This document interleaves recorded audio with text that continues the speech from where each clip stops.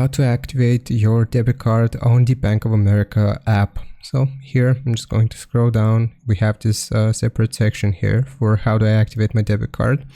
Now it's going to tell us that Bank of America offers several convenient ways to activate a debit card.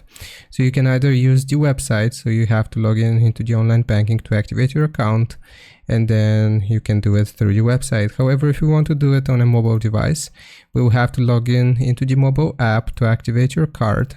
You can get the application by clicking on this link, and then we would simply have to use the card. So using your new debit card with your current PIN to make a purchase or at any Bank of America ATM, we will automatically activate your card.